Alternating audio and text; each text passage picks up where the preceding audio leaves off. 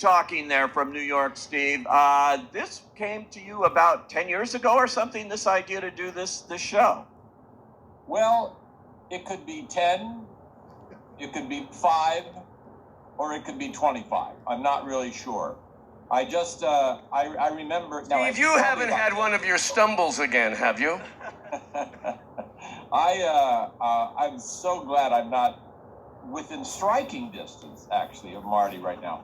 But anyway, I was at a party with Sandy Gallen, and he was hosting a party, and and it was, you know, there were some older actors there, and he just came over to me and he said, "You ought to write something for those guys." And I thought, gee, that's an interesting idea. And then I thought, why should I write for them? Anyway, it ended up with me, Marty, and Selena, and it just couldn't have been happier. Yeah, it's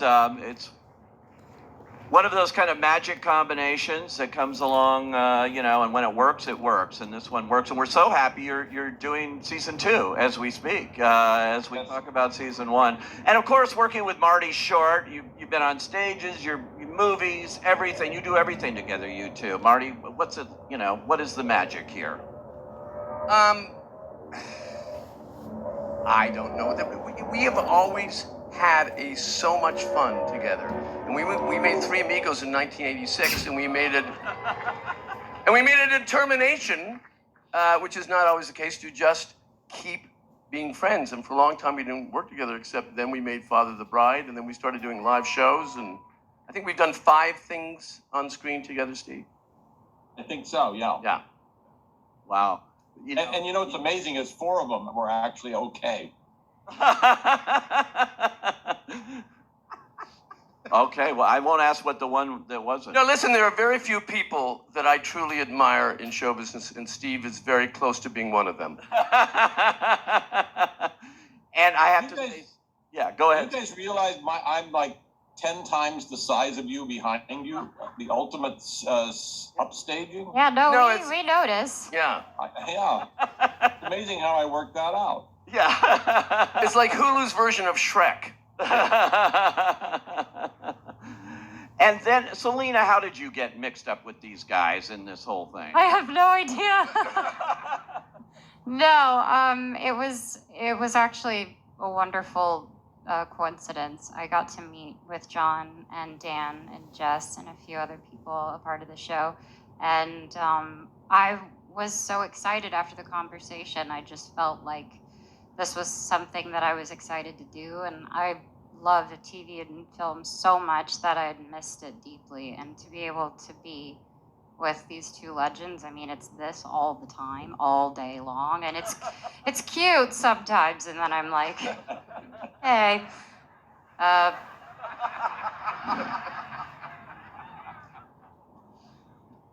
I feel very grateful. Sorry, go ahead.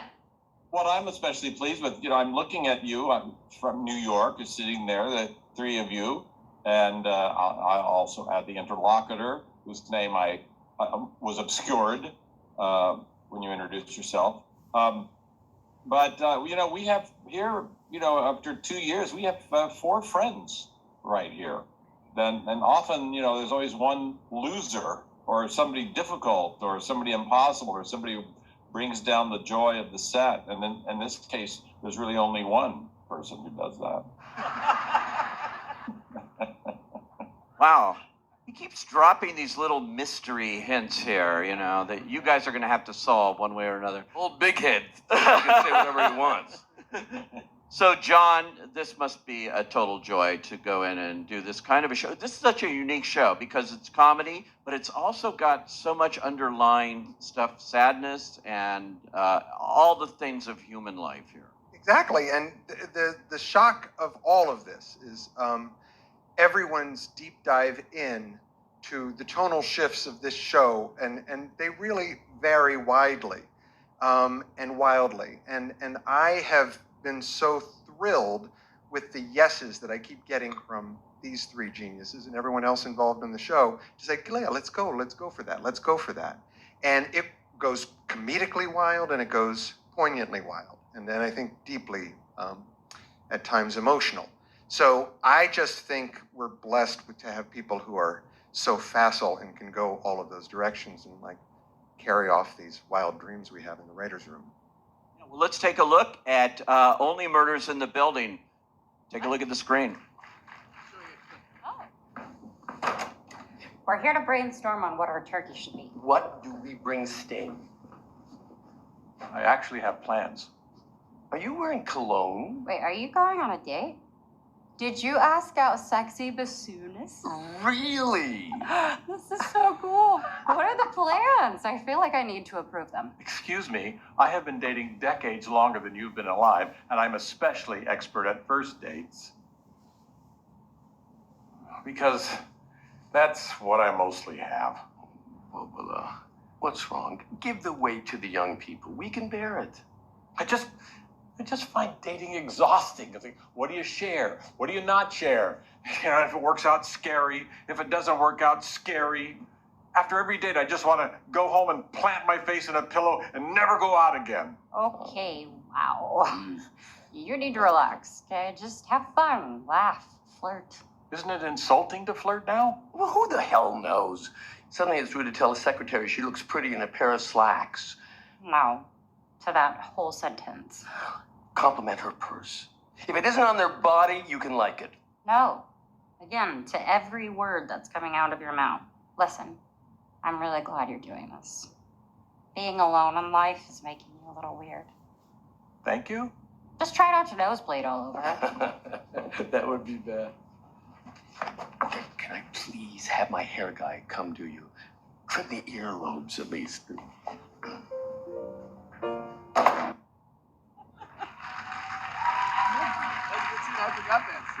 I'm back. It's a great scene. Do you guys improvise a lot? That that looks like you just did your Marty Short thing there at the end with the hair dye line and all of that. No, that was a written line.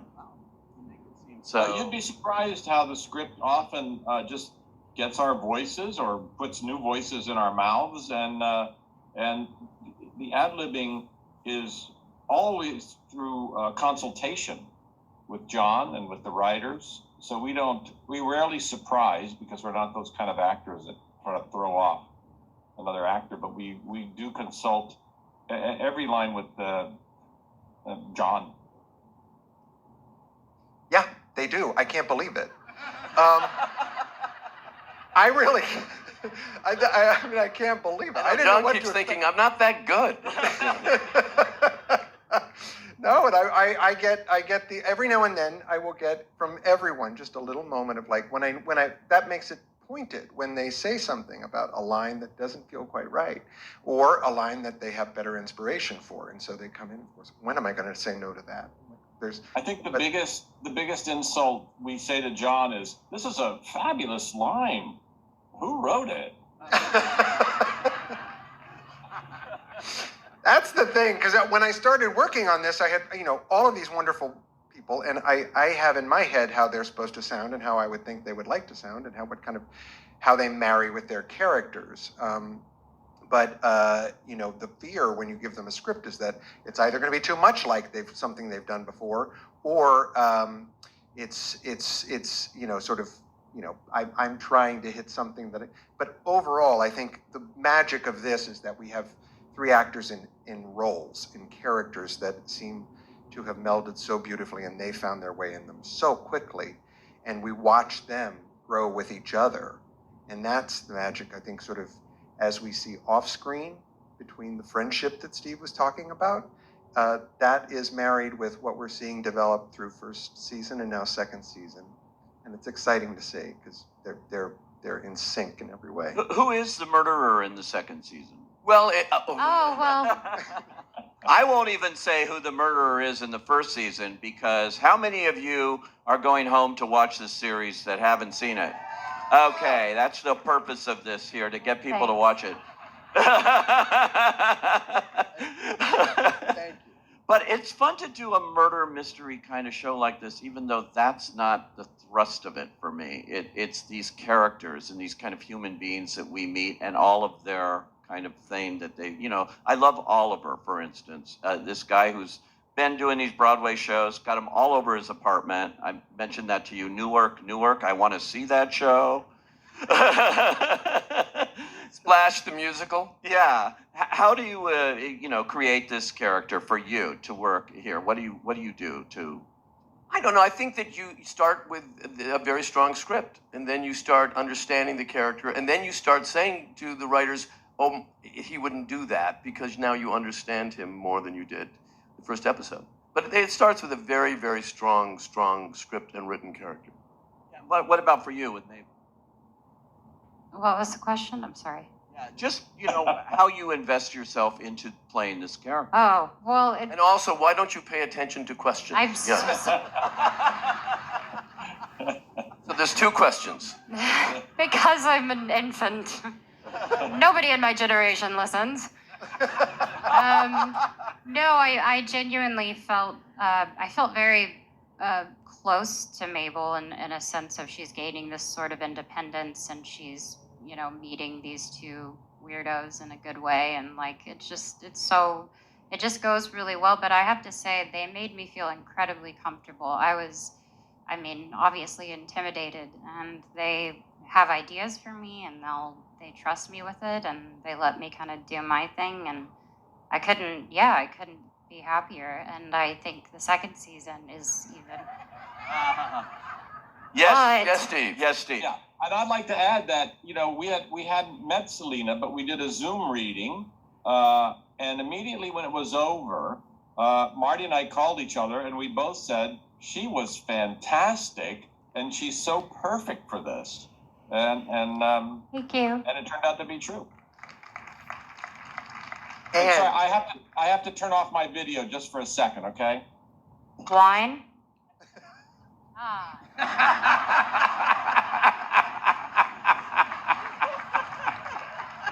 Okay, I'm back.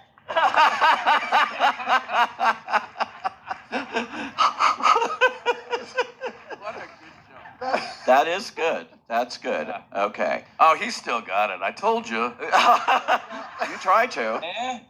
I was telling everyone how you still got it.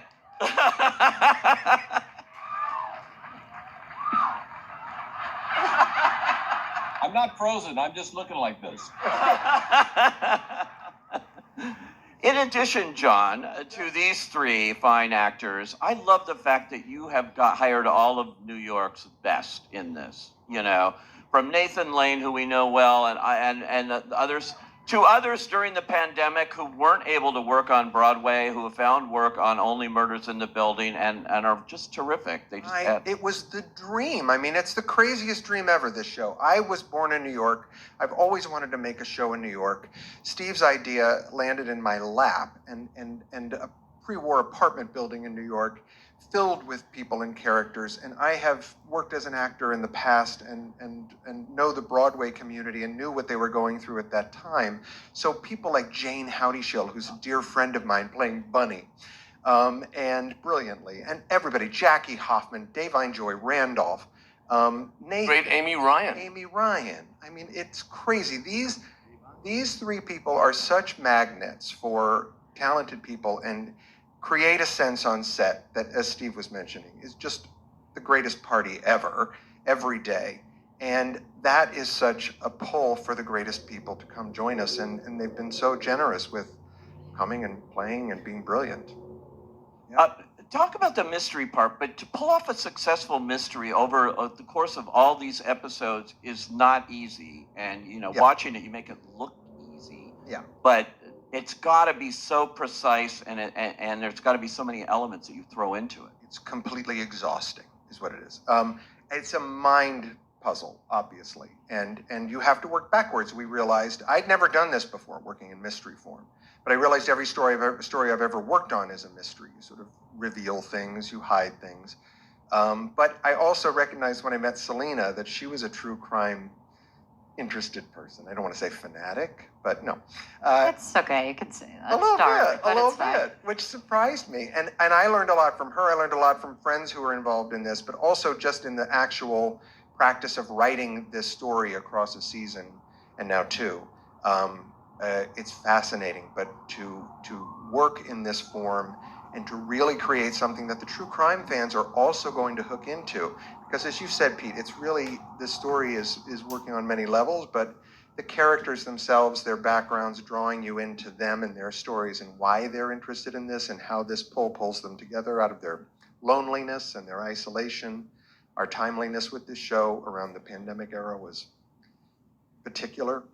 But I think the mystery and the responsibility of creating a crafty, clever mystery that would draw people in was a real ballbuster. Yeah, and over the course of a whole season, this isn't Murder, She Wrote, where she solves them all within, 45 minutes. It kind of is. Steve, you came up Are with you this. still What here? fascinated you about the mystery form, about wanting to do something like? I was thinking. Well, Yeah. the thing I've noticed about mysteries is that you always hang in to find out who did it. And I love that because I always, after you've been in show business for over 10 years like I have, you start to think what really works. And it's, it always comes out to be story. And with mysteries, there's a natural story. And I was, kind of involved in true crime. I loved forensic files, but I love the solving of the crime. I find that fascinating. I find the science of it fascinating, the intuition of it. So it just seemed like a natural. And I live in one of these buildings in New York and have since the 80s, and kind of know them inside out. You can have a completely random type of people who live in these buildings. From very wealthy people to people who bought their apartments, in the 70s when they were literally $35,000. And so you have a wide array of the kind of people in the building too, and lots of secrets. And one of the things that got me really interested is there's a gentleman in the building named Ray McGuire. He actually ran for New York mayor, and he bought an apartment on the second floor, and he then bought the apartment on the first floor, and he intended to join them with a staircase. And the building said, no, you can't do that. You can't join these two because that's, we just don't do that. Otherwise, the building will go crazy. And then he researched the architecture and found in the early 30s, they were originally joined by a staircase that had been hidden. And I thought, that's just great mystery stuff. And he was able to join the apartments again.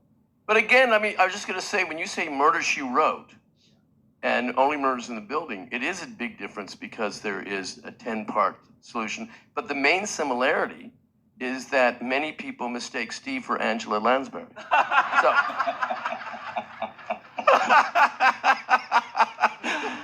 And with that, Marty Short always gets the last laugh. No, I just put up my recording of me laughing. Nice. I have that standing by. I do have to say thank you to anyone who did watch our show. I'm really grateful, so thank you so much. Yes. thank you. It's on Hulu, and we're going to get a second season at some point, and I can't wait. June 28th. June 28th. June season 28th. All right, June 28th. We better get ready, start shooting that. Thank you, Steve. Thank you, John. Thank you, Selena. Bye, everyone. Marty. Thank you, Peter. Hi, Steve.